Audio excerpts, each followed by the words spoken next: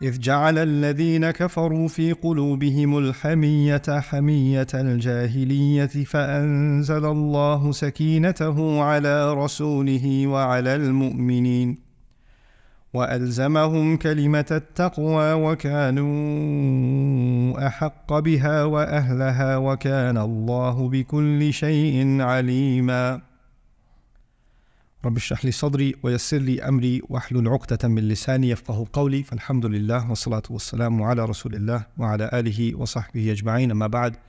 Once again everyone, Assalamu alaikum wa rahmatullahi ta'ala wa barakatuh. গতকাল আমি একটি বিষয়ে ভুল বলেছিলাম, সেটা সংশোধন করতে চাই, আর তা হলো أخرى لم تقدروا عليها قد أحاط الله بها. অনেক চিন্তাবিদ একটি মত পোষণ করেন এবং আমি নিজেও সেটাকে অধিকতর যুক্তিসঙ্গত মনে করি।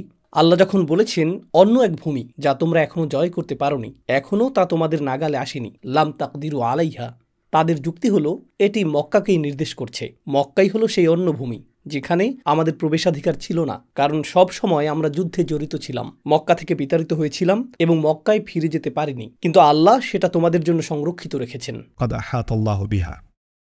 তাই না? সুতরাং এখানে আল্লাহ তাদেরকে একটি ইঙ্গিত দিচ্ছেন, আর সর্বদা বড় নিদর্শনের আগে ছোট নিদর্শনগুলো আসবে, তাই না? তো এই আসরে আমরা একটি বিষয় বিস্তারিত আলোচনা করব না, কিন্তু ভবিষ্যতে কোনো এক সময় করব।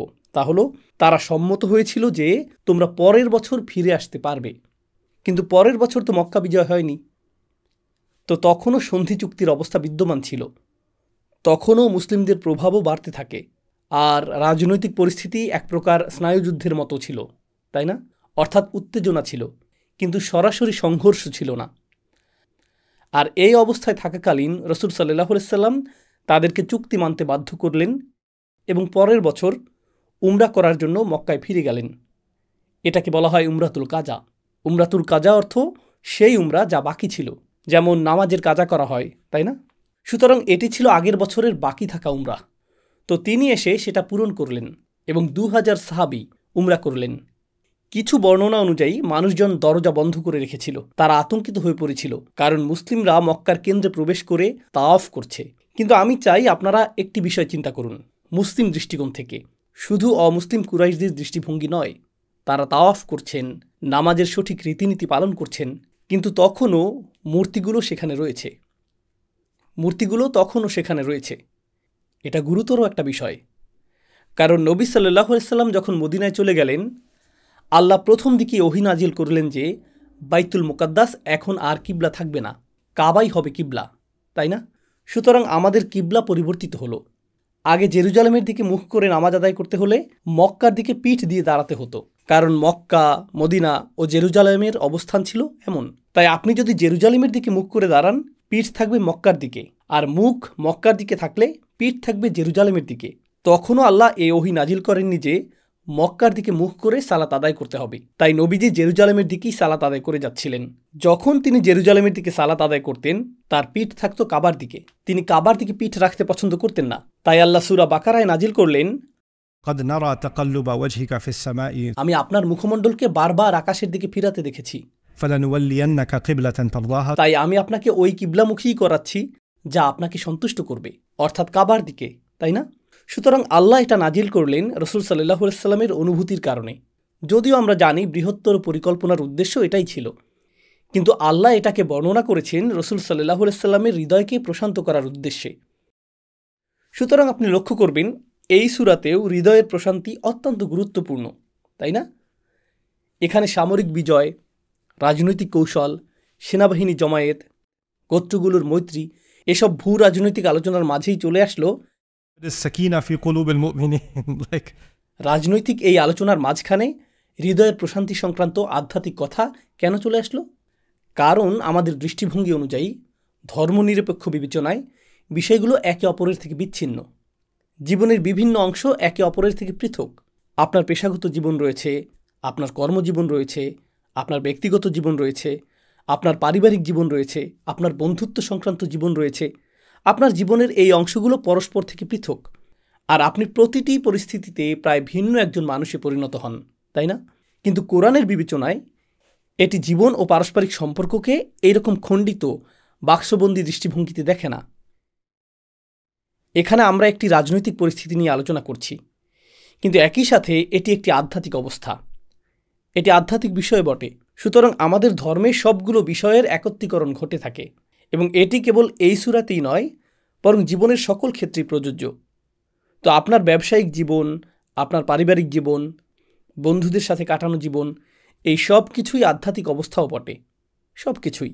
এর মধ্যে কিছু দুনিয়া আর কিছু দিন নয়, না, এর সবই দিন। বাস্তবিক অর্থেই সবই দিন। তো যখন আপনি আপনার বন্ধুদের মাঝে থাকেন, তখন কেউ অন্য কাউকে নিয়ে খারাপ কথা বলা শুরু করলো, আর আপনি বিরত থাকলেন, এমনকি আপনি সেই আলোচনাকে থামিয়ে দিলেন, তখন আপনি আধ্যাত্মিক অবস্থায় রয়েছেন। আপনি তখন একটি ইবাদত সম্পন্ন করেছেন, এবং এই মুহূর্তে সেটি ছিল আল্লাহর স্মরণ।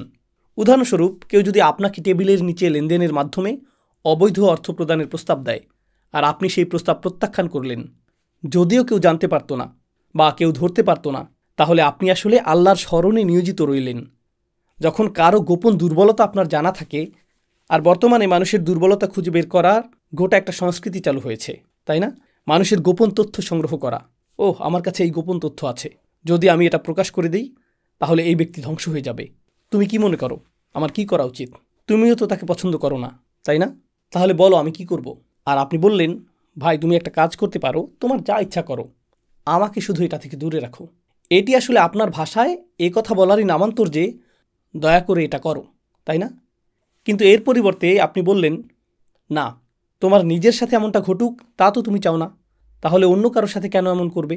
লোকটিকে পছন্দ করো বা না করো, যদি তুমি নিজের সাথে এমন আচরণ পছন্দ না করো, তাহলে অন্য কারোর সাথেও সেরকম আচরণ করা উচিত নয়। সুতরাং এই তাকওয়া প্রতিটি পরিস্থিতিকে পরিব্যাপ্ত করে।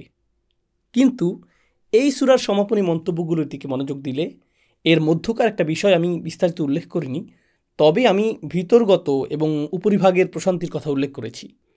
ভিতরের প্রশান্তি বলতে গভীরে প্রথিত ক্রোধের অনুপস্থিতিকে বোঝায়।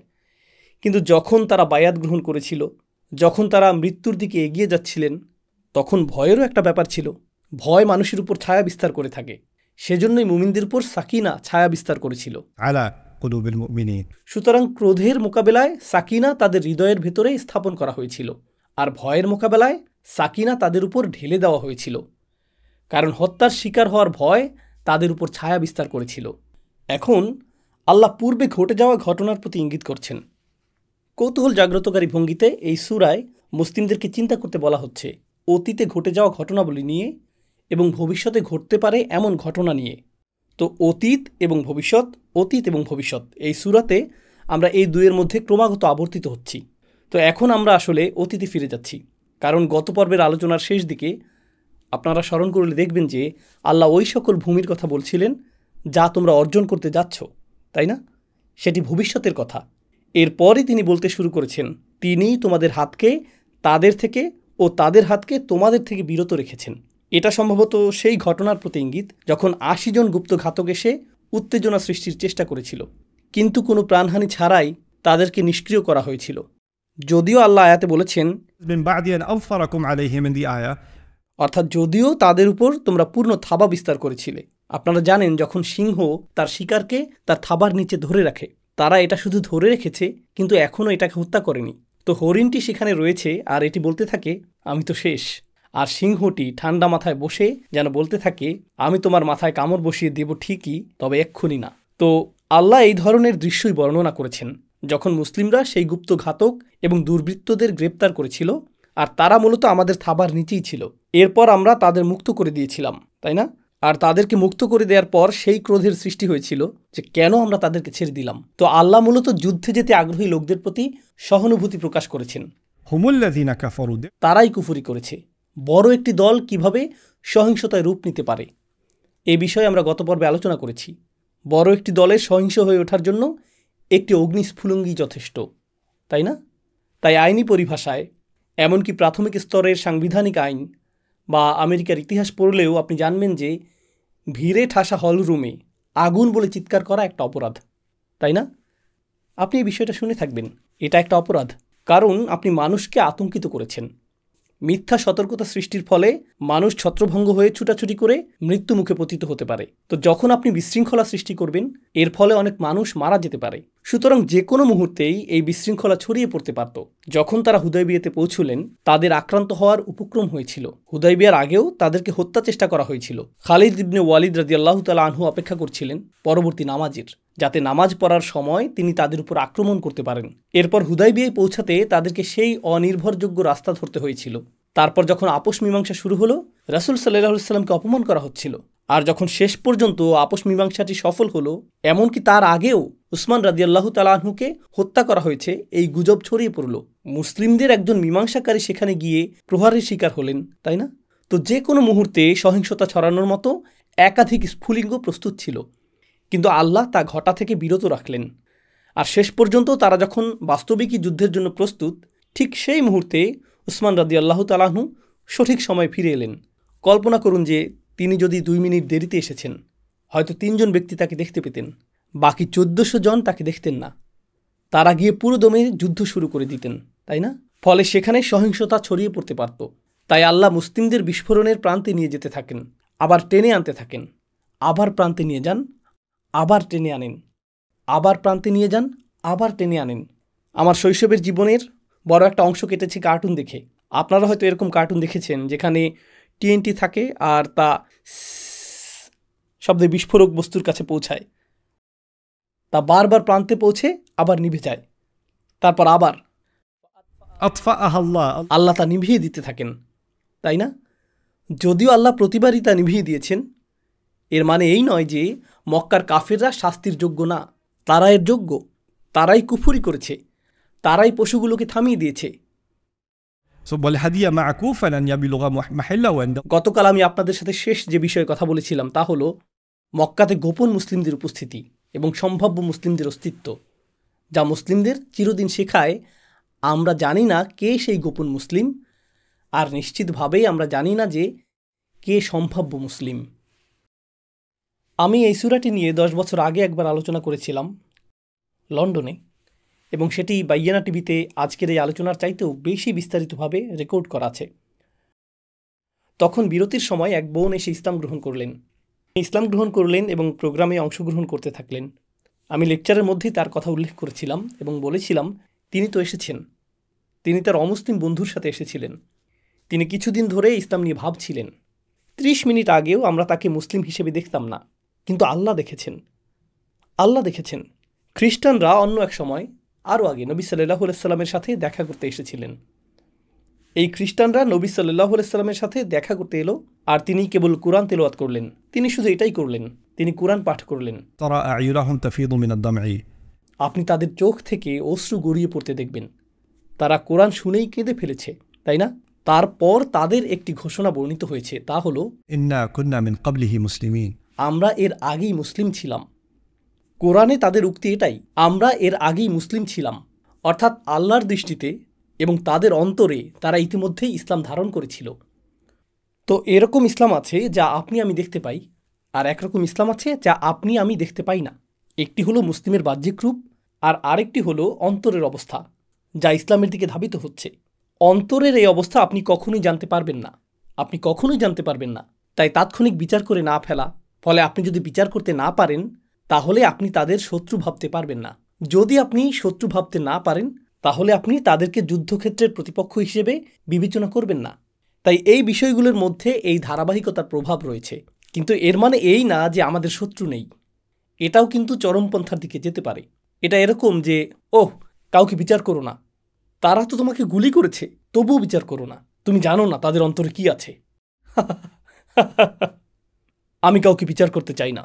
না না না না, আমরা তো রীতি বিরুদ্ধ কেউ না, আমরা তা না, সবাই একরকম। ব্যাপারটা এমন না। সবার উপর একই রকম বিচার প্রযোজ্য না। তবে এমন কিছু ব্যক্তি আছে যাদের বিচার হবে, আর কিছু পরিস্থিতি আছে যেগুলোর বিচার করতে হবে। সূরা মুমতাহিনায় এমন একটি পরিস্থিতির কথা বলা হয়েছে। মনে আছে এর আগে আমি সূরা মুমতাহিনার কথা বলেছিলাম। কিছু নারী মক্কা থেকে মদিনায় পালিয়ে এসেছিলেন এবং কিভাবে তাদেরকে সমাজে পুনর্বাসিত করা হয়েছিল, তাই না? তাদেরকে দ্রুত বিয়ে দিয়ে দেওয়া হয়েছিল। মুসলিমরা তাদের আগের স্বামীদেরকে অর্থ প্রদান করেছিলেন এবং তাদেরকে দ্রুত বিয়ে দেওয়া হয়েছিল, যা বিস্ফোরকও বটে।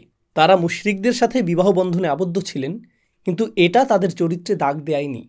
এতে কি সমস্যা? আজকাল এটাকে কিভাবে বলা হয় জানেন? তুমি তো অনেক বোঝা নিয়ে এসেছো, তাই না? কোনো বোঝা নেই, ইসলাম সব কিছু মুছে দেয় এবং এতে কোনো সমস্যা নেই। এই নারীদের বিয়ে করা সম্মানজনক, তাই না? তো এই সূরার অংশ ছিল يا أيها الذين آمنوا لا تتخذوا عدوي وعدوكم أولياء। সূরার শুরুতেই বলা হয়েছে, হে ঈমানদারগণ, তোমরা আমার শত্রু ও তোমাদের শত্রুকে আউলিয়া বানিও না। আউলিয়া শব্দটি সম্পর্কে আমি আগেই আপনাদেরকে বলেছি, তাই না? মিত্র, ঘনিষ্ঠ বন্ধন। শত্রুদের সাথে মিত্রতা করো না। সূরার প্রথম আয়াতে আল্লাহ এটাই বলেছেন। এটি গুরুত্বপূর্ণ কারণ এই সূরা নাজিল হয়েছিল হুদাইবিয়ার পর। সূরাটি এর পরে, ঠিক আছে? মূলত সূরাটি নাজিল হয়েছিল নবীজির মক্কা বিজয়ের ঠিক প্রাক্কালে সাল্লাল্লাহু আলাইহি ওয়াসাল্লাম। কোরআন শত্রু সম্পর্কে কথা বলতে এত সময় পর্যন্ত কেন অপেক্ষা করল? আপনি ভাবতে পারেন আল্লাহর শত্রুদের সম্পর্কে সূরা নাজিল হওয়ার কথা ছিল যখন আমরা যাচ্ছিলাম বদরে বা অহুদে অথবা আহজাবে, তাই না? তখনই তো শত্রু শব্দটি শোনার কথা ছিল। কিন্তু আপনি যাচ্ছেন মক্কার দিকে, এখন আপনি মক্কা জয় করতে চলেছেন। তাদের সাথে এখন তো আর কোনো মিত্রতার প্রয়োজন নেই। আর আমরা সবাই জানি মক্কা বিজয় মোটা দাগে একটি শান্তিপূর্ণ অভিযান ছিল, তাই না? যদিও এটি ছিল সামরিক অগ্রযাত্রা, কিন্তু কোনো যুদ্ধ সংঘটিত হয়নি। তো এটি ছিল মূলত মক্কার শান্তিপূর্ণ দখল, তাই না? কিন্তু আল্লাহ তখনও শত্রু শব্দটি ব্যবহার করেছেন, যা অস্বাভাবিক। কারণ আমরা শত্রু শব্দটি আশা করতাম যুদ্ধের পরিস্থিতিতে, আর তিনি যুদ্ধহীন পরিস্থিতিতে এটি ব্যবহার করলেন। কেন? কারণ যদিও আপনি শান্তিপূর্ণ অবস্থায় রয়েছেন, আপনার জানা উচিত কারা আপনার শত্রু ছিল এবং আপনার সতর্কতা হ্রাস করা উচিত না। তাদের অন্তরে ঈমান আছে কি না তা আমাদের বিচার করাটা আলাদা বিষয়। কিন্তু কেউ যদি ফেরাউন হয়, ফেরাউনের অন্তরে সামান্য ঈমান আছে কি নেই তা বিচার করা আমার কাজ নয়। কিন্তু যদি সে ফেরাউনের মতো আচরণ করে বা ফেরাউনের মতো আচরণ করে থাকে, তাহলে আমি সতর্কতার সাথে অগ্রসর হব, আর তাকে আমি এখনও শত্রু হিসেবেই দেখব। এমন পর্যায়ে যে আমি তাকে মিত্র বানাবো না, আমার পেছনে ঢাল হিসেবে। তার হাতে বন্দুক আছে, আর আমি ভাবছি সে আমার পিছনে শত্রুর উদ্দেশ্যে গুলি করবে, কিন্তু সে হয়তো আমার মাথার পেছনেই গুলি করবে। আমি এটা করতে পারবো না, আমি অতি সরল হতে পারবো না। তো সূরা মুমতাহানার সাথে হাতিব ইবনে বালতার সেই ঘটনা জড়িত। ইনশাআল্লাহ শীঘ্রই আমি আপনাদেরকে ঘটনাটি বলবো। এখন আসুন এই সূরার দিকে মনোযোগ দেই। সূরাটির শেষের দিকে এখন আল্লাহ বর্ণনা করছেন, إذ جعل الذين كفروا في قلوبهم الحمية। যখন কাফিররা তাদের হৃদয়ে স্থাপন করেছিল পক্ষপাত। হামিয়া, হামিয়া অর্থ তীব্র গোত্রীয় পক্ষপাত। حمية الجاهلية। অতঃপর আল্লাহ এই শব্দটিকে পুনরাবৃত্তির মাধ্যমে জোরালো করলেন এবং বললেন, এটা এমন এক পক্ষপাত যা চরম অজ্ঞতাপ্রসূত আবেগের উপর ভিত্তি করে গড়ে ওঠে। আর জাহেলিয়া বলতে ইসলাম পূর্ব জাহেলি যুগের সেই পক্ষপাতকেও বোঝাতে পারে। সুতরাং হামিয়াতুল জাহেলিয়া হতে পারে হামিয়া আসরিল জাহেলিয়া। এটা কি নির্দেশ করছে? প্রথমত ও প্রধানত কুরাইশরা তাদের নিজ গোত্র ছাড়া অন্য কেউ বড় ধরনের ক্ষমতা পাবে তা মানতে পারছিল না। সুতরাং এটা তাদের গোত্রীয় অহংকারের বিষয় ছিল, যা তারা লালন করত। বরং তারা মুসলিমদেরকেও অহংকারী বানিয়ে উত্তেজিত করতে চাইছিল। তারা যে কোনো উপায়ে মুসলিমদের উত্তেজিত করার চেষ্টা করছিল। তো ফি কুলুবিহিম শুধুমাত্র ফি কুলুবি আনফুসিহিম নয়, তারা তো নিজেদের গোত্রীয় অহংকারকে জাগৃত করেছিলই, কিন্তু তারা মুসলিমদেরও রাগান্বিত করতে চাইছিল। তারা চাইছিল মুসলিমরা যেন কোনো ধরনের ভুল বা সীমালঙ্ঘনে জড়িয়ে পড়ে। কারণ মুসলিমরা যদি কোনো সীমালঙ্ঘনে জড়িয়ে পড়ত, তাহলে তারা বলার অধিকার অর্জন করত যে আমরা আত্মরক্ষার অধিকার প্রয়োগ করেছি, তাই তোমাদেরকে হত্যা করেছি। তাই তারা মুসলিমদের উত্তেজিত করতে চাইছিল, যাতে মুসলিমরা কোনো ভুল পদক্ষেপ নেয় এবং তারা তাদের আচরণকে ন্যায্য প্রমাণ করতে পারে। সিরাতের শুরুতেও তারা এটাই করছিল। যখন রাসূল সাল্লাল্লাহু আলাইহি ওয়াসাল্লামের দাওয়াত দ্রুত ছড়িয়ে পড়ছিল, তখন কুরাইশরা রাস্তায় মুসলিমদের মারধর করা, নির্যাতন করা ও প্রকাশ্যে মক্কার মুসলিমদের বিরুদ্ধে সহিংসতা শুরু করেছিল, তাই না? কিন্তু মক্কায় যা ঘটেছিল তা নিয়ে কোরআনের অন্য জায়গায় আল্লাহ মন্তব্য করেছেন। আল্লাহ বলেছেন, তোমাদেরকে বলা হয়েছিল كفوا أيديكم। তোমাদের হাতকে সংযত রাখো, কাফেরদের বিরুদ্ধে সহিংস প্রতিরোধ থেকে বিরত থাকো। তো মক্কায় মুসলিমদের জন্য একটি নীতি ছিল, পাল্টা আঘাত করো না, শুধু বাণী প্রচার করো, এই বাণীতে আপোষ করো না। বিলাল লড়াই করতে সক্ষম ছিলেন রাদিয়াল্লাহু আনহু। বিলাল যুদ্ধ করেছেন, তিনি যুদ্ধে পারদর্শী ছিলেন, কিন্তু মক্কায় তিনি শুধু বলতেন আহাদ আহাদ। তিনি পাল্টা আঘাত করেননি। কেন করেননি? পাল্টা আঘাত করা তো মানুষের স্বাভাবিক প্রবৃত্তি। কেন পাল্টা আঘাত করেননি? এর কারণ ছিল কুফু আইদিয়াকুম। তখন আল্লাহর নাজিলকৃত একটি নীতি অনুসৃত হচ্ছিল, যা সম্পর্কে পরবর্তীতে আল্লাহ মদিনাতে উল্লেখ করেছেন, যা হলো তোমাদের হাত সংযত রাখো, অহিংস থাকো। মক্কায় নীতি ছিল অহিংস থাকো। এতে অনেক প্রজ্ঞা নিহিত রয়েছে। কারণ মুসলিমরা যদি সহিংস হতো, ওমরের কথা কল্পনা করুন, যিনি অত্যন্ত সক্ষম ছিলেন, তিনি সিদ্ধান্ত নিলেন যে রসুল সাল্লাল্লাহু আলাইহি সাল্লামের সাথে যে কেউ বেয়াদবি করলে তার মাথা উড়িয়ে দিবেন বা উচিত শিক্ষা দিবেন। যদি তিনি তা করতেন, কুরাইশরা ন্যায্যতা দাবি করে বলতো, দেখো আমরা বলেছিলাম এই মুসলিমরা খুনি, তারা শুধু একটি ধর্মপ্রচারই করছে না, তারা তোমাদের হত্যা করতে এসেছে। দেখো এই লোকটি খুন হয়েছে। তারা বলবে না যে কি ঘটেছিল এবং এর ফলে কি ঘটেছে। তারা পেছনের গল্প বলবে না, শুধু নিজেদের সুবিধা মতো গল্প তৈরি করবে। কাফিররা গল্প বানানোতে ওস্তাদ। হাম্মাজিন মাশাইন বিনামিম। নবী সাল্লাল্লাহু আলাইহি সাল্লামকে আগেই বলা হয়েছিল এরা অপপ্রচার চালাতে খুব পারদর্শী। হাম্মাজিন মাশাইন বিনামিম বলতে এটাই আসলে বোঝায়, তাই না? তারা ঘুরে ঘুরে আপনার সমালোচনা করে বেড়ায়, আপনার বিরুদ্ধে গুজব কেলেঙ্কারি ছড়িয়ে বেড়ায়। তো আপনি যদি 1 ইঞ্চি সুযোগ দেন, তারা এটাকে 1 মাইল বানিয়ে ছাড়বে। আপনি তাদেরকে একটি পেরেকের সমান ছিদ্র দিন, তারা এটাকে গভীর খাদে পরিণত করবে, তাই না? তো প্রথমেই এটা ছিল এক ধরনের প্রোপাগান্ডা যুদ্ধ। এর মূল উদ্দেশ্য ছিল মুসলিমদের এমনভাবে ক্ষুব্ধ করা যাতে তারা আল্লাহর নির্দেশের বিপরীত কিছু করে ফেলে। আর সংযত থাকার এই দিনগুলো মক্কায় বেশ আগেই শেষ হয়ে গিয়েছিল। অতপর আমরা মদিনায় চলে গেলাম এবং আল্লাহ অবশেষে বললেন, আল্লাযীনা, যারা নির্যাতিত হয়েছে তাদেরকে এখন পাল্টা আঘাত করার অনুমতি দেওয়া হলো। তো এখন আমরা বদরে লড়াই করলাম, ওহুদে লড়াই করলাম, এখন আমরা লড়তে পারি, এখন আমরা সামরিক শক্তি, আর নীরবে সহ্য করব না। কেবলমাত্র দাওয়াত এবং সবরের সেই দিন শেষ, সেটা শেষ হয়ে গিয়েছে। কিন্তু আমরা যখন হুদাইবিয়ার ঘটনায় আসলাম, আমাদেরকে কি আবারও সবরের দিকে ফিরে যেতে হচ্ছে? না না না, আমরা যুদ্ধে দক্ষ, আমরা মরুভূমি অতিক্রম করেছি, এখন আমাদের কাছে তরবারিও আছে। এটা সবরের নীতি নয়, কিন্তু তাদেরকে উত্তেজিত করে যুদ্ধে লিপ্ত করা হচ্ছে, তারা যাতে পাল্টা আঘাত করেন, তারা যাতে কিছু একটা ঘটিয়ে ফেলেন। আর আল্লাহ বলছেন, فأنزل الله سكينته على رسوله وعلى المؤمنين। তখন আল্লাহ প্রশান্তি নাজিল করলেন, তার নিজের পক্ষ থেকে প্রশান্তি, অর্থাৎ বিশেষ একটি প্রশান্তি যা আল্লাহর কাছ থেকে আসে।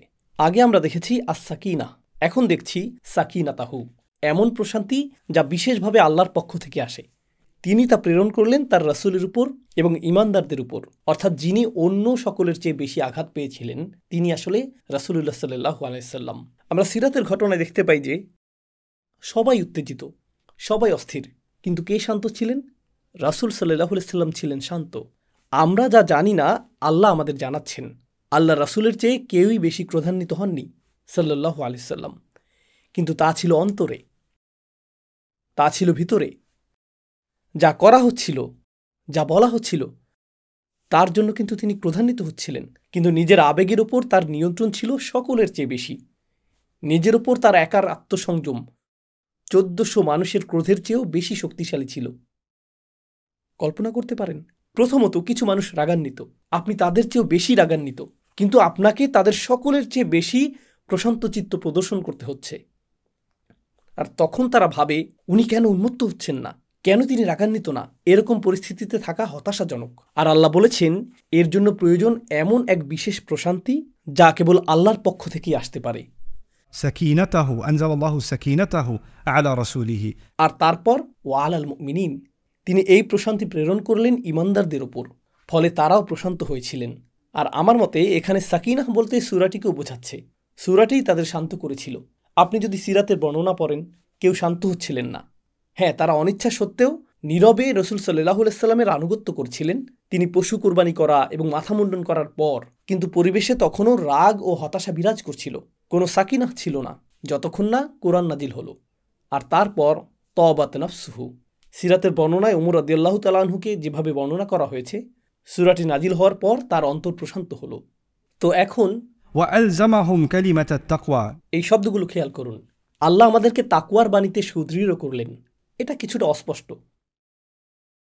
তিনি তাদেরকে তাকওয়ার বাণীতে সুদৃঢ় করলেন, তাদের যুদ্ধ না করা, তাদের সংযত থাকা, রাসূল সাল্লাল্লাহু আলাইহি সাল্লামের আদেশ নীরবে মেনে নেওয়া, সেখানেই পশু কুরবানি করা এবং কুরাইশদের খাবার জন্য সেই পশুর মাংস প্রেরণ করা, এরপর তাদের নীরবে ফিরে যাওয়া, তাদের এমনকি কাবা ঘর দেখতে না পাওয়া, শুধু সমবেদনা সহকারে বিষয়টা চিন্তা করুন, কারণ সহানুভূতি অর্জন কষ্টসাধ্য ব্যাপার।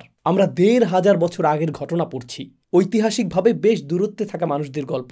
যদিও আমরা তাদেরকে অত্যন্ত ভালোবাসি এবং সম্মান করি, সেই পরিস্থিতি যথাযথভাবে উপলব্ধি করা আপনার জন্য কঠিন। এক্ষেত্রে আমি একটা উদাহরণ দিতে চাই। ধরুন আপনি ইন্দোনেশিয়ার মতো কোনো দেশে থাকেন। আমেরিকানদের জন্য হজ করা বেশ সহজ, তারা চাইলেই হজে যেতে পারে। শুধু হজ গ্রুপ জোগাড় করুন, আবেদন করুন, এখানে যথেষ্ট সুযোগ রয়েছে, আপনি সহজেই যেতে পারবেন। আর এই বছর না যেতে পারলে পরের বছর আপনি যেতে পারবেন। কিন্তু সর্ববৃহৎ মুসলিম সংখ্যাগরিষ্ঠ দেশ ইন্দোনেশিয়াতে তারা যখন ইচ্ছা হজে যেতে পারে না, তাদেরকে আবেদন করতে হয়, লম্বা সময় ধরে অপেক্ষা করতে হয়। একজন 18-19 বছরের তরুণ যদি আবেদন করে, সে হয়তো 40 বছর বয়সে সুযোগ পাবে, সেটাও ঘটতে পারে, সে হয়তো একটি সুযোগই পাবে, এটাই। তো অবশেষে এবার সে হজে যাচ্ছে, বছরের পর বছর সঞ্চয় করে 40 বছর বয়সে সে হজে যাচ্ছে, এত বছর পর। এরপর সে বিমানে উঠল, অত্যন্ত উত্তেজিত। সে সৌদি আরব পৌঁছল, অত্যন্ত উত্তেজিত। তারপর সে জেদ্দায় অবতরণ করল। এর আগে মিকাতের আনুষ্ঠানিকতা শেষ হলো, সে ইহরাম পরল, সব কিছু প্রস্তুত। তারা দুয়ার ছোট বই হাতে পেল। ইন্দোনেশিয়ানরা দলবদ্ধভাবে হজ করে, সেখানে তারা কনুইয়ের সাথে কনুই মিলিয়ে চলে, তাই না? তো তাদের কনুইয়ের চর্চা সম্পন্ন হলো, অনুশীলন সম্পন্ন, সব কিছু প্রস্তুত। তারা জেদ্দায় রয়েছেন, আর ঘোষণা আসলো ইন্দোনেশিয়ানদের সকল হজ ভিসা বাতিল করা হলো, আপনাদেরকে এখনই ফেরত যেতে হবে। তারা গাড়িতে যাচ্ছেন, লাব্বাইক আল্লাহুম্মা লাব্বাইক, লাব্বাইক লা শারীকা লাকা লাব্বাইক। আপনি এত দূরের পথ পাড়ি দিলেন, আর আপনি কাবার স্তম্ভগুলো দেখতে পাচ্ছেন। ঠিক তখনই পুলিশ আপনাকে থামিয়ে দিল এবং বলল, ফেরত যাও, এখানে থাকতে পারবে না, কোনো ব্যাখ্যা নেই, শুধু ফেরত যাও। এই বেদনার কথা কল্পনা করুন, এই হতাশার যন্ত্রণা। আমরা কি ধরনের বিষয়ের কারণে সবর হারাই? আমরা কি ধরনের বিষয়ের কারণে সবর হারাই? ফ্লাইট 3 ঘন্টা দেরি হয়েছে, এসি কাজ করছে না, তাই না? হেই, ফ্রিজ থেকে অরেঞ্জ জুসটি কে নিয়ে গেল? আস্তাগফিরুল্লাহ। এই সমস্ত কারণেই আমরা সবর হারাই। কিন্তু এই মানুষগুলোর সবরের মাপকাঠি সম্পূর্ণ ভিন্ন, যা এখানে পরীক্ষা করা হয়েছে। তারা হুদাইবিয়ায় যাননি বিমানের বিজনেস ক্লাস সিট অথবা বিশেষ সুবিধাযুক্ত ইকোনমি ক্লাস সিট নিয়ে, আর তাদের জন্য দুর্লভ বাদাম পরিবেশন করার জন্য সেখানে কোনো বিমানবালাও ছিল না। তাদের এগুলোর কোনোটাই ছিল না। তারা হিজাজ অঞ্চলের মরুভূমি অতিক্রম করেছিলেন। আপনারা কি মক্কা থেকে মদিনার সড়কপথে ভ্রমণ করেছেন? আপনারা কি গাড়িতে এসি ছাড়া সেই পথে ভ্রমণ করেছেন? আপনি কি সেই পথে কখনো হেঁটেছেন? আপনি কি সেই ভ্রমণে 30 মিনিট হেঁটেছেন, 10 মিনিট হেঁটেছেন? সেই হাঁটাটা কেমন হবে? প্রজ্বলিত সূর্যের নিচে পশুগুলো ক্লান্ত শ্রান্ত হয়ে আপনার মালপত্র বহন করছে। আপনার মালপত্র বহনের দায়িত্বে অন্য কেউ নেই, আপনি চেক ইন করছেন না। আপনার কিছুটা মালপত্র পশুর পিঠে রয়েছে, কিন্তু পশুগুলো সব কিছু বহন করতে পারে না। আর তারপর আপনাকে পশুগুলোকেও টেনে নিতে হবে। এটা কোনো গাড়ি না যে আপনি অ্যাক্সেলেটর বাটন চাপবেন আর এটা সামনে যাবে। কখনো উটগুলো নাও এগুতে পারে। তখন আপনি কি করবেন? আপনি সেই সফরে অংশ নিয়েছেন এবং অবশেষে আপনাকে ফিরে যেতে হলো। ফিরে যান। আর আপনার রসুল বলছেন, আমরা ফিরে যাচ্ছি। তারা আরও যে সমস্ত আবেগিক উত্থান পতনের মধ্য দিয়ে গিয়েছেন তা তো বলাই বাহুল্য। যখন তারা তাদের সংযম ধরে রাখছিলেন, আল্লাহ কিভাবে সেই পরিস্থিতির বর্ণনা করেছেন? আলজামাহুম কালিমাতাত তাকওয়া, তিনি তাদেরকে তাকওয়ার বাণীতে সুদৃঢ় করলেন। তাকওয়ার বাণী এরকমই। এখানে তাকওয়ার বাণী হলো তোমাদের রসুল যা বলবেন সেটাই তোমরা অনুসরণ করবে, এটাই তাকওয়ার প্রকাশ। আর কালিমা অর্থ নির্দেশনাও বটে, তাকওয়ার নির্দেশনা। আল্লাহ তাদেরকে এর প্রতি সুদৃঢ় করলেন। তারা সংযম প্রদর্শন করতে সক্ষম হয়েছিলেন। وألزمهم كلمة التقوى وكانوا أحق بها وأهلها, আর এরাই ছিল সেই লোকেরা যারা এই তাকওয়ার বাণীর সর্বাধিক হকদার এবং এর প্রকৃত অধিকারী। أحق بها وأهلها, এ দুটি বিষয় যদিও সমার্থক, কিন্তু ধারণাটি হলো এটি সহজে প্রদত্ত কিছু নয়। এটি একটি বিরাট সম্মান যা এমন সকল ব্যক্তিকে প্রদান করা হয় যারা আল্লাহর দৃষ্টিতে সত্যিকারভাবে এর যোগ্য, কারণ তারা এই পর্যায়ের সংযম অবলম্বন করতে সক্ষম। আমরা যা শিখছি তা হলো আমাদের নিজেদের সংযত রাখার ক্ষমতা এবং আমাদের আবেগ নিয়ন্ত্রণ করা। এমনকি ইসলামের জন্য আমাদের আবেগ আমাদের করণীয় নির্ধারণ করতে পারবে না। এটাই ইলজাম কালিমাতিত তাকওয়া। আর এরাই সেই লোক যারা এর হকদার। তো এটি সহজে অর্জনযোগ্য কোনো উপাধি নয়। এই পর্যায়ের পরিপক্কতা অর্জন করা সহজ নয়। তাই তিনি বলছেন, وكان الله بكل شيء عليما। আর আল্লাহ সর্বদাই সবকিছু জানেন। আল্লাহ আগে থেকেই জানতেন যে এটি ঘটবে। আল্লাহ জানতেন তাদের ফিরে যেতে হবে। আল্লাহ জানতেন হতাশা আসবে। এই সব কিছুই আল্লাহর পরিকল্পিত। সেই আল্লাহ যিনি হাজার হাজার বছর আগে ইব্রাহিম আলাইহিসসালামকে মরুভূমির মাঝে কাবা নির্মাণের নির্দেশ দিয়েছিলেন এবং আল্লাহর শেষ রাসূল সাল্লাল্লাহু আলাইহি সাল্লামের আগমনের নিখুঁত সময় নির্ধারণ করেছিলেন ইব্রাহিম আলাইহিসসালামের দোয়ার ফলশ্রুতিতে যার আগমন ঘটবে, সেই আল্লাহই এই ঘটনাগুলোর প্রতিটি ধাপ পরিকল্পনা করেছিলেন। আল্লাহ সব কিছুই জানতেন। وكان الله بكل شيء عليما। আর আল্লাহর সর্বজ্ঞতার কথা উল্লেখ করতে গিয়ে মুসলিমদের চরম হতাশার কারণ ছিল যে রাসূল সাল্লাল্লাহু আলাইহি সাল্লাম একটি স্বপ্ন দেখেছিলেন যে তারা উমরা করবেন, কিন্তু তারা উমরা করতে এসেও আর উমরা সম্পন্ন করতে সক্ষম হলেন না। তাই আল্লাহ বলছেন, لقد صدق الله رسوله الرؤيا بالحق। আল্লাহ তার রাসূলকে যথার্থই সত্য বলেছেন। সেই স্বপ্নটি সত্য। তো আল্লাহ তার রাসূলকে সত্য স্বপ্ন দেখিয়েছেন যা প্রদান করা হয়েছিল একটি লক্ষ্য সহকারে, এবং এটাই বাস্তব। সুতরাং স্বপ্নটি সত্য ছিল। এখন নবীজিকে তো আপনি বিশ্বাস করেন, এমনকি কোরআনে এই বিষয়গুলো নাজিল না হলেও আপনি তাকে বিশ্বাস করতেন, তাই না? আল্লাহর প্রতি আমাদের ঈমান রয়েছে, কিন্তু আল্লাহ এর সাথে তার নিজের বাণী যোগ করেছেন। এখন এক মুহূর্তের জন্য কল্পনা করুন, যদি এই আয়াতটি নাও আসতো, তবুও কি আমরা সেই স্বপ্নের প্রতি ঈমান আনতে বাধ্য ছিলাম না? অবশ্যই। সুতরাং আমাদের ঈমান ইতিমধ্যেই বর্তমান ছিল, কিন্তু এখানে ঈমানের বাড়তি শক্তি যুক্ত হয়েছে, তাই না? এখন সূরার প্রথম দিকের ভাষাটি লক্ষ্য করুন। আল্লাহ মুমিনদের অন্তরে সাকিনাহ প্রেরণ করেছেন লিয়াজদাদু ঈমানান মা ঈমানিহিম, যাতে তারা তাদের ঈমানের সাথে আরও ঈমান বৃদ্ধি করতে পারে। তো একটি ঈমান রয়েছে এবং তার উপর অতিরিক্ত ঈমান এলো। রাসূলুল্লাহ সাল্লাল্লাহু আলাইহি সাল্লাম যখন বলেছিলেন, আমি একটি স্বপ্ন দেখেছি, সেটি ছিল আল্লাহ রাসূলের উপর ঈমান। এখন তার উপর এই আয়াতের ঈমান যোগ হয়েছে, যেখানে আল্লাহ বলেছেন স্বপ্নটি সত্য। ঈমানান মা ঈমানিহিম। لقد صدق الله رسوله الرؤيا بالحق لتدخلن المسجد الحرام। তোমরা অবশ্যই মসজিদুল হারামে প্রবেশ করবে, ইনশাআল্লাহ, যদি আল্লাহ চান। আমাদের জন্য ইনশাআল্লাহ শব্দটি সম্ভাব্যতা প্রকাশ করে, হয়তো হ্যাঁ, হয়তো না।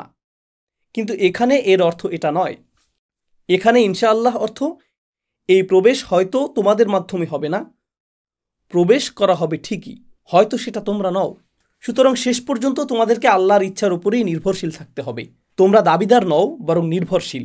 এজন্যই আল্লাহ ইনশাআল্লাহ যোগ করেছেন, কিন্তু তিনি এখানে নতুন কিছু যোগ করলেন, আমিনিন, শান্তিপূর্ণ অবস্থায়। আপনাদের মনে আছে উমরাতুল কাজাও সম্পন্ন হয়েছিল। উমরাতুল কাজা হলো যখন তারা তাওয়াফ করেছিলেন এবং মূর্তিগুলো সেখানে ছিল। মূর্তিগুলো যখন সেখানে ছিল, মুসলিমরা কি অনুভব করেছিলেন? যদিও তারা উমরা করছিলেন, তারা কি মনে করেছিলেন যে মিশন সম্পন্ন হয়েছে? না, তা নয়। এই মসজিদটি ইব্রাহিম আলাইহিসসালাম কর্তৃক নির্মিত মসজিদ। এটি এখনও পৌত্তলিক মূর্তিগুলোর দ্বারা জিম্মি অবস্থায় আছে।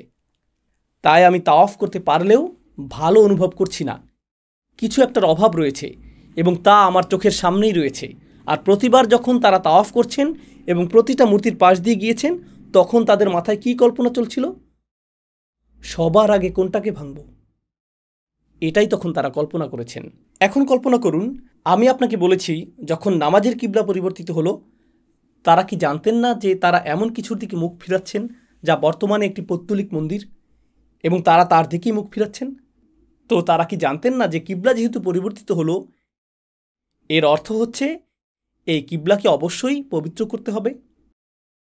জানেন আল্লাহ ইব্রাহিম আলাইহিসসালামকে প্রাথমিক কী নির্দেশ দিয়েছিলেন? যখন তিনি ইব্রাহিমকে কাবা ঘরের ভিত্তি উঁচু করতে বলেছিলেন, তিনি বলেছিলেন, وعهدنا إلى إبراهيم أن طهر بيتي।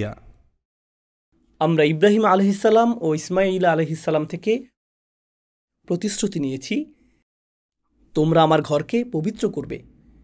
এখন আমরা নিজেদের পবিত্র করার জন্য নামাজ পড়ি, কিন্তু নিজেকে পবিত্র করার আগে অন্যতম আরেকটি কর্তব্য হলো, তোমরা আমার ঘরকে পবিত্র করবে। ইব্রাহিম আলাইহিসসালাম খাঁটি নিয়তে ঘরটি নির্মাণ করেছিলেন এবং ঘরটিকে পবিত্র করেছিলেন, কিন্তু পরবর্তী প্রজন্মগুলো এটিকে অপবিত্র করেছিল, তাই না? সুতরাং মুসলিমগণ কিবলা পরিবর্তনের পর যখন এই আয়াতটি শুনলেন যে ইব্রাহিমকে এই ঘরটিকে পবিত্র করার নির্দেশ দেওয়া হয়েছিল, তখন সবার মাথায় কি ছিল? এই ঘরটি আমাদের পবিত্র করতেই হবে। এমনকি পরবর্তী বছর উমরাতুল কাজায়ও তারা শান্তিপূর্ণ অবস্থায় ছিলেন না। তারা ইচ্ছে মতো কাজ করতে পারেননি, কারণ কুরাইশরা তখন পিছন থেকে আঘাত করতে পারত। প্রসঙ্গত যখন তারা তাওয়াফ করছেন তারা মূলত নিরস্ত্র ছিলেন, তাই না?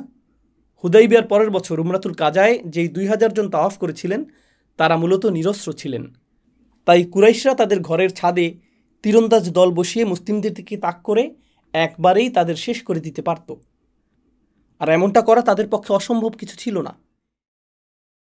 বিপদকালে মানুষ বিপজ্জনক পথই বেছে নেয়, তাই না?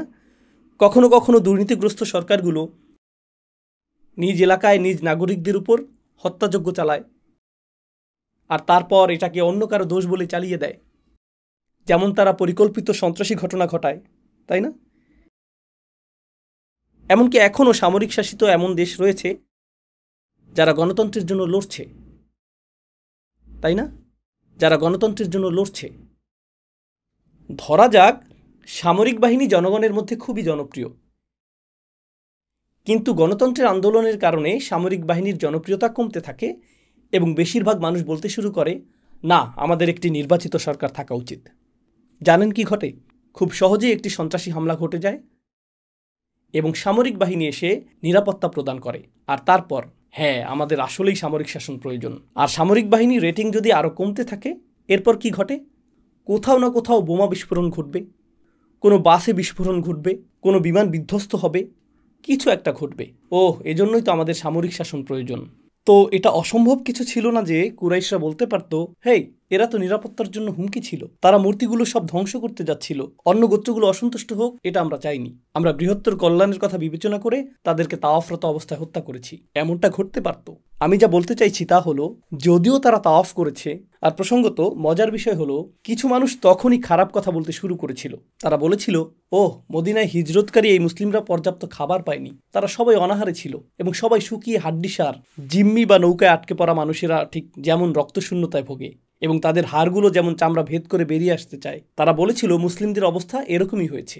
এই গুজব ছড়ানো হয়েছিল এবং রাসূল সাল্লাল্লাহু আলাইহি ওয়াসাল্লাম মুসলিমদের বলেছিলেন, তোমরা যখন তাওয়াফ করবে কাঁধ প্রদর্শন করবে এবং জোরে জোরে তালবিয়া বলবে, পেশি প্রদর্শন করবে এবং উচ্চস্বরে বলবে লাব্বাইক আল্লাহুম্মা লাব্বাইক, উচ্চস্বরে তাকবীর বলবে এবং দ্রুত পদক্ষেপে প্রায় জগিং করে তাওয়াফ করবে। কেন? কারণ তোমাদেরকে দেখাতে হবে এটি শান্তিপূর্ণ অবস্থা নয়। যদিও তাওয়াফ ঘটছে, এটি শান্তিপূর্ণ অবস্থা নয়। এখন এই আয়াতটি শুনুন। আল্লাহ বলছেন, আল্লাহ তার রাসূলকে বলেছেন, স্বপ্নটি সত্য, তোমরা অবশ্যই মসজিদুল হারামে প্রবেশ করবে পূর্ণ শান্তিপূর্ণ অবস্থায়। আমিনিন। তারা একবার প্রবেশ করেছে কোনো রকম নিরাপদে, কিন্তু এখন এই প্রতিশ্রুতিটি উমরাতুল কাজার চেয়েও বড়, এটি তার চেয়েও বড়। ইনশাআল্লাহু আমিনিন মুহাল্লিকিনা রুউসাকুম ওয়া মুকাসসিরিন, তোমরা মাথা মুন্ডন করবে এবং চুল ছাড়বে, তোমাদের উভয় সুযোগ রয়েছে। মুহাল্লিকিনা রুউসাকুম ওয়া মুকাসসিরিন। এই আয়াত নাজিল হওয়ার আগে আমরা জানি যে অধিকাংশ মানুষ মাথা মুন্ডন করেছিলেন এবং কিছু মানুষ যারা ক্ষুব্ধ ছিলেন তারা শুধু চুল ছেঁটেছিলেন। আর কিছু বর্ণনা অনুযায়ী রাসূল সাল্লাল্লাহু আলাইহি ওয়াসাল্লাম 3 বার বেশি দোয়া করেছিলেন কাদের জন্য? মাথা মুন্ডনকারীদের জন্য। ফলে যারা চুল ছাঁটতেন তারা অভিযোগ করেছিলেন। এখন আল্লাহ এমনকি চুল ছাঁটাদেরও নিন্দার্থ গণ্য করেননি এবং তাদেরকে স্বীকৃতি দিয়েছেন, তাই না? তাই তারা এখন ভালো বোধ করছেন, কারণ এক প্রকার জোর করে তাদের জন্য দোয়া নেওয়া হয়েছিল, তাই না? আল্লাহুম্মা আরহামিল মুকাসসিরিন, রহমত বর্ষিত হোক মুহাল্লিকদের প্রতি, মুহাল্লিকদের প্রতি, মুহাল্লিকদের প্রতি, অবশেষে আল মুকাসসিরদের প্রতিও, তাই না? তাই এটি ছিল এরকম। আচ্ছা, ঠিক আছে, কিন্তু আল্লাহ এটাকে শুধু আচ্ছা ঠিক আছে বলেননি। তিনি তাদেরকে একথা বলে স্বস্তিও দিয়েছেন যে মুহাল্লিকিনা রুউসাকুম ওয়া মুকাসসিরিন। তাই যেসব সাহাবা চুল ছেঁটেছিলেন, মাথা কামাননি, এখন তারাও আল্লাহর পক্ষ থেকে আসা স্বস্তি অনুভব করলেন। এটি তাদের ঈমানকে শক্তিশালী করল, তাদেরকে সাকিনাও প্রদান করল। তোমরা আতঙ্কিত অবস্থায় থাকবে না। আল্লাহ তোমাদের প্রতিশ্রুতি দিয়েছেন তোমরা অবশ্যই মসজিদুল হারামে শান্তির সাথে প্রবেশ করবে। আর যখন তিনি বললেন তোমরা মাথা কামাবে, মাথা কামানো হলো হজের শেষ আনুষ্ঠানিকতা। এর মানে তোমাদেরকে বিঘ্নিত করা হবে না, তোমাদের সকল আনুষ্ঠানিকতা সম্পূর্ণ হবে এবং তোমরা মাথাও কামাতে পারবে। আর সেই শেষ মুহূর্ত পর্যন্ত কোনো ভয় থাকবে না। লা তাখাফুন ফাআলিমা মা লাম তা'লামুন। আল্লাহ সর্বদা জানেন যা তোমরা জানো না। আল্লাহ এমন জিনিস জানেন যা তোমরা জানো না। এটি ছিল আল্লাহর মহা পরিকল্পনা, এটি পরিকল্পিত ছিল। হুদাইবিয়া এবং হুদাইবিয়ার এই আক্ষেপ কোনো দুর্ঘটনা ছিল না। এটি ডিজাইন করা হয়েছিল যাতে এই ওহী নাজিল হতে পারে। মানবজাতির কাছে সবচেয়ে মূল্যবান বস্তু হলো আল্লাহর বাণী, আর আল্লাহ তার বাণীর জন্য পরিস্থিতি সৃষ্টি করেন। পরিস্থিতির কারণে আল্লাহর বাণী নাজিল হয় না, বরং আল্লাহর বাণী নাজিলের উদ্দেশ্যেই তিনি পরিস্থিতি সৃষ্টি করেন। কিয়ামত পর্যন্ত মানুষের এই সূরার প্রয়োজন, এই সূরার মাধ্যমে তাদের হিদায়াতের প্রয়োজন। তাই আল্লাহ এমন পরিস্থিতি সৃষ্টি করলেন যা এই সূরা নাজিলের সুযোগ করে দিল। এটি আল্লাহর চিরন্তন বাণী, তাই না? তাই বিশ্ব এবং তার বাস্তবতাকে সাজানো হয়েছিল আল্লাহর বাণীর উদ্দেশ্যে, সৃষ্টিকর্তার বাণীর জন্যই। বস্তুত ইব্রাহিম আলাইহিসসালাম থেকে শুরু করে ইসহাকের বংশধর অর্থাৎ বনী ইসরাইল হয়ে ঈসা আলাইহিসসালাম পর্যন্ত সকল নবী রাসূলের আগমন ছিল কোরআনের আগমনের প্রাক পরিকল্পনা। এর সবটুকুই, এই সব কিছুই অবশেষে কোরআনের সাথেই যুক্ত হয়েছে। তিনি বলেন, He says, فَعَلِمَ مَا لَمْ تَعْلَمُوا তিনি জানেন যা তোমরা জানতে না, فَجَعَلَ مِن دُونِ ذَلِكَ فَتْحًا قَرِيبًا। এবং এটা ছাড়াও আল্লাহ একটি নিকটবর্তী বিজয়ও প্রদান করেছেন। এটি একাধিক বিষয়ের প্রতি ইঙ্গিত করতে পারে। এটি মক্কা বিজয়ের দিকে ইঙ্গিত করতে পারে যা শীঘ্রই আসছে, অথবা মুসলিমদের হাতে আসন্ন অন্যান্য অঞ্চল বিজিত হওয়ার ইঙ্গিত হতে পারে। এটি রোমানদের বিরুদ্ধে আমাদের প্রাপ্ত প্রথম বিজয়ের দিকেও ইঙ্গিত করতে পারে, কারণ রোমান সাম্রাজ্যের সাথে প্রথম সংঘর্ষে মুসলিমগণ ভয়াবহ ক্ষতির সম্মুখীন হয়েছিল এবং প্রকৃতপক্ষে প্রাথমিকভাবে পিছু হটতে বাধ্য হয়েছিল। এটি রাসূল সাল্লাল্লাহু আলাইহি সাল্লামের জীবদ্দশাতেই সংঘটিত হয়েছিল। এটি মুতার যুদ্ধ নামে পরিচিত, যেখানে নবীজির কয়েকজন ঘনিষ্ঠ সাহাবী শাহাদাত বরণ করেছিলেন। তাই মুতার যুদ্ধ ছিল অত্যন্ত গুরুতর এবং মুসলিমরা আসলে বিজয় অর্জন করতে পারেনি। সেখান থেকে তাদের ফিরে আসা সম্ভব হয়েছিল কারণ খালিদ ইবনে ওয়ালিদকে অবশেষে দায়িত্ব দেওয়া হয়েছিল। তখন তিনি ছিলেন নতুন মুসলিম এবং তিনি মুসলিমদেরকে সম্পূর্ণভাবে হত্যার শিকার হওয়া থেকে রক্ষা করে পিছু হটার একটা পথ বের করেছিলেন। এরপর রোমানদের সাথে দ্বিতীয় সংঘর্ষ হবে তাবুকে, আর তখন রোমানরাই যুদ্ধে জড়াতে অস্বীকার করে পিছু হটে যাবে। আমি চাই আপনারা প্রেক্ষাপটগুলো মাথায় রাখুন। সাময়িকভাবে ইসলামকে বাদ দিয়ে শুধু আরবদের সামরিক শক্তি বিবেচনা করুন। রোমানদের বিরুদ্ধে আরবদের শক্তি হলো ট্যাঙ্কের বিপরীতে একটি পাথরের মতো। আমি চাই বিষয়টি আপনারা উপলব্ধি করুন। কোনো তুলনাই চলে না, কোনো তুলনাই চলে না। তাদের ছিল যুগ যুগ ধরে অর্জিত আন্তর্জাতিক যুদ্ধের অভিজ্ঞতা। তারা গোটা পৃথিবী জুড়ে বিভিন্ন এলাকা জয় করেছিল এবং বিশ্বের বিভিন্ন সভ্যতার সেরা সামরিক অনুশীলন এবং কৌশল রপ্ত করেছিল। তারা তাদের যোদ্ধাদেরকে শৈশব থেকে প্রশিক্ষণ দিয়ে প্রস্তুত করত। তাদের সামরিক বাহিনীতে এমন পদানুক্রম ছিল যে বিশ্বের বিভিন্ন সামরিক বাহিনী আজও রোমান সামরিক কাঠামোকে মডেল হিসেবে অনুসরণ করে। তারা ইতিহাসের সর্বাধিক সংগঠিত বাহিনীগুলোর মধ্যে একটি, তাই না? আর মুসলিমদের ছিল কিছু উট এবং তাদের ছিল কয়েকটি তলোয়ার এবং তাদের নিজেদের মধ্যে কিছু সংঘর্ষ হয়েছিল। তাদের এগুলোই ছিল। এটি এমন না যে মুসলিমরা রোমানদের বিরুদ্ধে লড়াই করেছে। এটা অতটা সহজ নয়। এটা আসলেই অতটা সহজ না। এর তুলনা মার্কিন যুক্তরাষ্ট্র বনাম মেক্সিকোর কোনো একটি ছোট্ট গ্রাম। এটা এরকমই। তাই এই পরিপ্রেক্ষিত বিবেচনায় রেখে আমি চাই আপনারা উপলব্ধি করুন যে কুরাইশদের সাথে আমাদের লড়াইটা অনেক বড় ব্যাপার মনে হয়, কিন্তু যদি রোমান সেনাপতিরা মক্কায় যা ঘটেছে তা দেখতেন, তাদের কাছে এটা যেন বাচ্চাদের মারামারি। তাদের জন্য এটা কিছুই না। আমরা এসেছিলাম 313 জন নিয়ে। এটা কোনো সংখ্যা হলো? আমার বাড়ির পেছনের বাগানে 313 জন সৈন্য এখন আগাছা পরিষ্কার করছে। 313, এই তোমাদের সংখ্যা? এই সংখ্যাগুলো তাদের জন্য কিছুই না। তাদের হিসাবই আলাদা। তাদের হিসাব আলাদা। তারা পৃথিবীর অন্যতম বৃহত্তম সাম্রাজ্যের একটি, আর তাদের সাথে আমাদের সংঘাত হতে চলেছে। আসলেই তাদের সাথে আমাদের সংঘাত হতে চলেছে। আর আল্লাহ এই সংঘাতের বর্ণনা দিয়েছেন। তিনি কিভাবে এটি বর্ণনা করেছেন? এই সূরায় তিনি এটাকে উলি বাসিন শাদীদ, এরা এমন লোক শীঘ্রই তোমরা যাদের মুখোমুখি হবে এবং তারা যুদ্ধের বিশাল শক্তি ও ক্ষমতার অধিকারী। তাদের সামরিক শক্তি রয়েছে।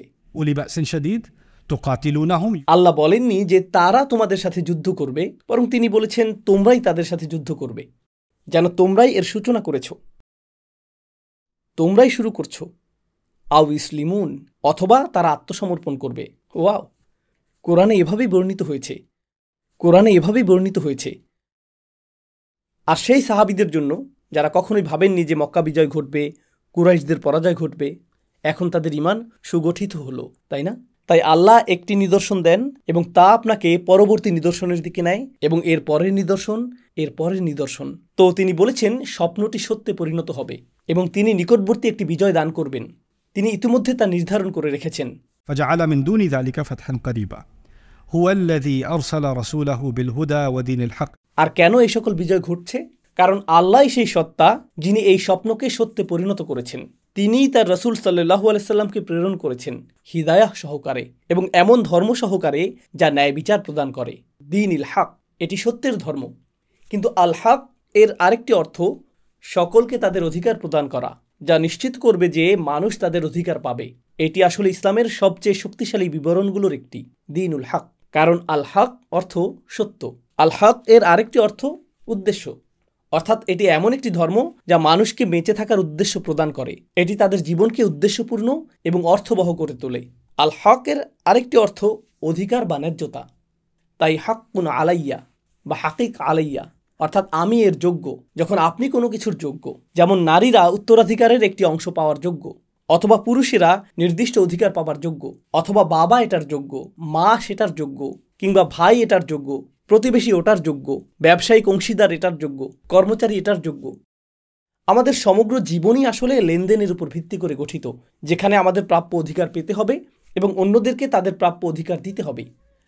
আর আল্লাহ আমাদেরকে এমন একটি দিন দিয়েছেন যা নিশ্চিত করে যে আমরা পাব এবং প্রদান করব যা ন্যায়সঙ্গত, আর এর প্রকাশই হল দীনুল হক। তো তিনি তার রসুল সাল্লাল্লাহু আলাইহি সাল্লামকে পথ নির্দেশ সহ প্রেরণ করেছেন, যা আল্লাহর সাথে আমাদের ব্যক্তিগত সম্পর্ক। তো আল্লাহর সাথে আমাদের সম্পর্ক হলো আল হুদা। আর অন্যদের সাথে আমার সম্পর্ক কি? دين الحق.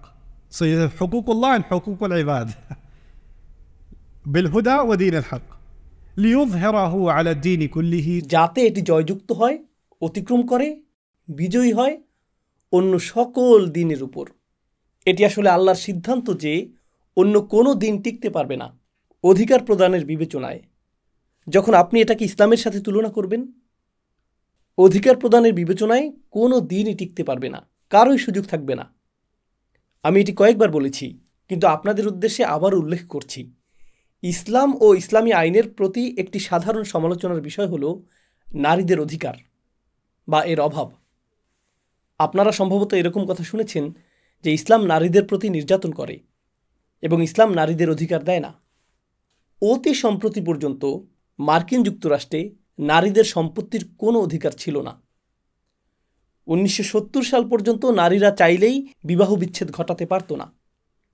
স্বামী প্রতারণা করেছে, এটা তাদেরকে প্রমাণ করতে হতো। তা যদি প্রমাণ করতে না পারত, তাহলে তারা বিচ্ছেদ ঘটাতেও পারত না। প্রসঙ্গত, যদি কোনো নারী বিবাহ বিচ্ছেদ চায় এবং সে সরাসরি যদি আবেদন করতে পারে, এটাকে বলা হয় ত্রুটিহীন তালাক। অর্থাৎ তার কোনো সমস্যা নেই, কিন্তু তবুও সে স্বামীর সাথে থাকতে চায় না। হয়তো তার গোঁফ পছন্দ হয়নি বা এমন কিছু, এজন্যই সে এটা চায়। এতে সমস্যা নেই, সে সরাসরি বিবাহ বিচ্ছেদ নিতে পারবে। এটাই ত্রুটিহীন তালাক।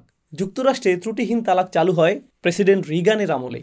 যুক্তরাজ্যে এটি প্রবর্তিত হয় 1969 সালে, তার 1 বছর আগে। এর আগে নারী পুরুষ কেউই ত্রুটিহীন তালাক পেত না।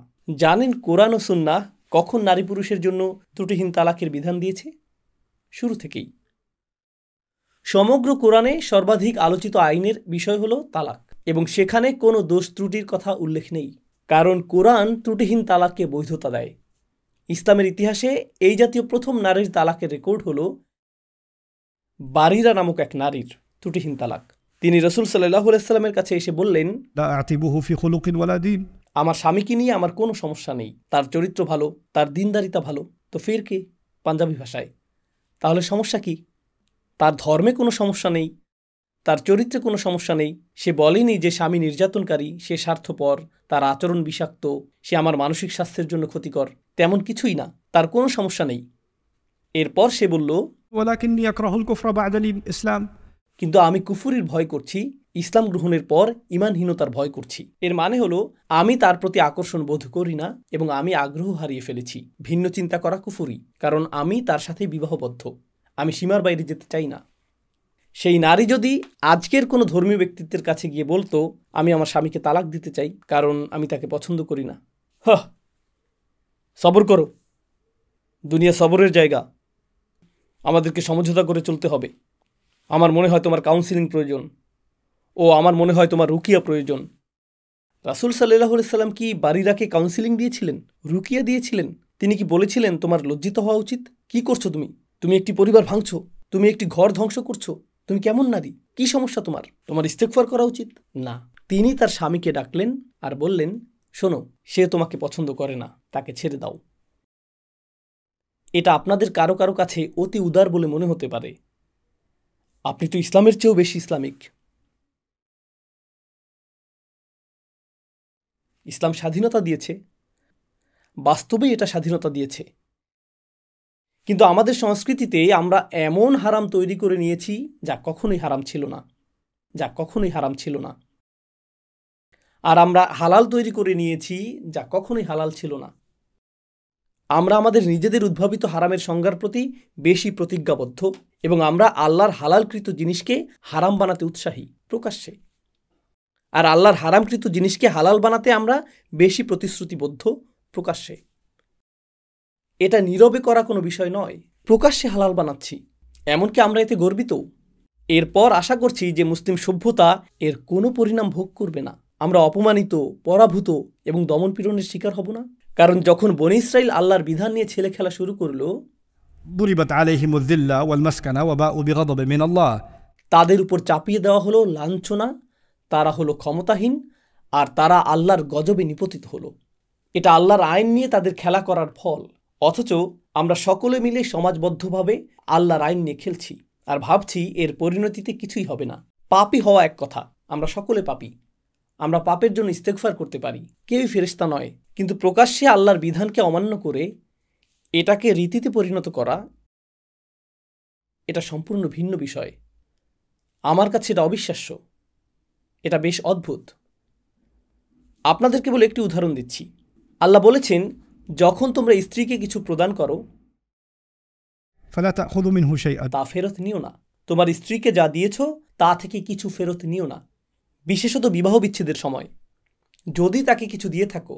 أتأخذونه بهتانا وإثما مبينا, বিশেষ করে মোহরানা, যে মোহরানা দিয়েছ, বিবাহ থাকুক বা না থাকুক, মোহরানার একটি পয়সাও ফেরত নিতে পারবে না। যদি মোহরানা হিসেবে সোনার হার দিয়ে থাকো তা ফেরত নিতে পারবে না। জানেন আমার প্রিয় দেশ পাকিস্তানে কি দেখেছি? পাকিস্তান কা মতলব ক্যা? লা ইলাহা ইল্লাল্লাহ। জানেন তারা কি করে? তারা নববধূকে একটা গহনার সেট প্রদান করে, তারপর তারা এটা সহ ছবি তুলবে। না, এটা তোমার ননদের বিয়ের জন্য, তোমাকে শুধু ছবি তোলার জন্য দিয়েছি। তারা এটা ফেরত নিয়ে নেয়। অথবা তারা বলবে তুমি তো ছোট, আমরা এটা তোমার জন্য জমা রাখছি কিয়ামত পর্যন্ত। কিয়ামত পর্যন্ত। দীর্ঘমেয়াদী সঞ্চয়, আখিরাতে ফেরত পাবে। এটা কি প্রকাশ্যে স্পষ্টভাবে কোরআনের আয়াতের লঙ্ঘন নয়? তারপর তারা বলে আমাদের একটি ইসলামিক দেশে চলে যাওয়া উচিত। তোমরা নিজেরাই ইসলামী আইনকে আঘাত করছো, তোমরা তো ইসলামিক নও। আমি জানি না এর মাঝে ইসলাম কোথায়। সমাজে প্রকাশ্যে আল্লাহর আইন নিয়ে খেলা করা হচ্ছে আর আমরা বলি না না, আমাদের শরিয়া কোর্ট নেই, এটাই আসল সমস্যা, আমরা যথেষ্ট হাত কাটতে পারছি না, এটাই মূল সমস্যা। কি উপহাস! সুবহানাল্লাহ।